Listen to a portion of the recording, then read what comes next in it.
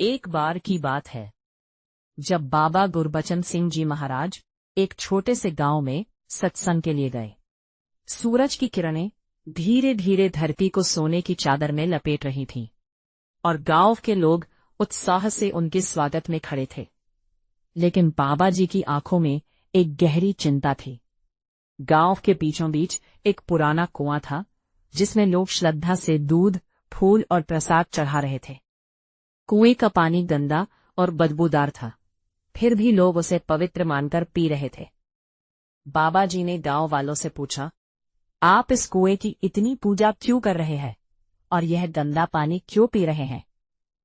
एक बुजुर्ग ने उत्तर दिया, महाराज, हमारे पूर्वज कहते थे कि इस कुएं में देवताओं का वास है। अगर हम इसकी पूजा नहीं करेंगे तो गांव पर विपत्ति आ जाएगी।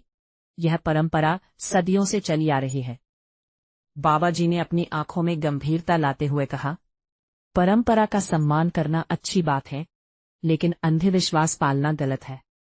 परमात्मा निरंकार किसी कुएं या पत्थर में कैद नहीं है, वह तो कण कण में व्याप्त है।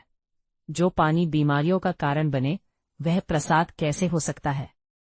गांव के लोग चुप हो गए। उनकी आंखों में सवाल थे। बाबा जी ने मुस्कुराते हुए फावड़ा उठाया और अपने सेवादारों के साथ मिलकर उस कुएं की सफाई शुरू कर दी।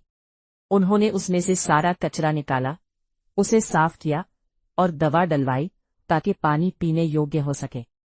बाबा जी ने सबको समझाया, सच्ची भक्ति दिखावे या लकीर के फकीर बनने में नहीं है। ईश्वर की बनाई हुई रचना, इंसान और प्रकृति की सेवा करना ही सबसे बड़ी पूजा है। धर्म हमें डराता नहीं, बल्कि सही और गलत की पहचान करना सिखाता है। गांव वालों की आंखें खुल गईं। उन्हें समझ आया कि वे धर्म के नाम पर केवल वहम, अंधविश्वास पाल रहे थे। उन्होंने बाबा जी से ब्रह्म ज्ञान लिया और सफाई व सेवा को ही अपना असली धर्म माना। अब गांव में एक नई सुबह आई थी, जहां लोग आंखें खोलकर जीने लगे थे। इस प्रकार बाबा जी ने न केवल कुएं को साफ किया, बल्कि गांव के लोगों के दिलों में भी एक नई सोच की बुनियाद रखी।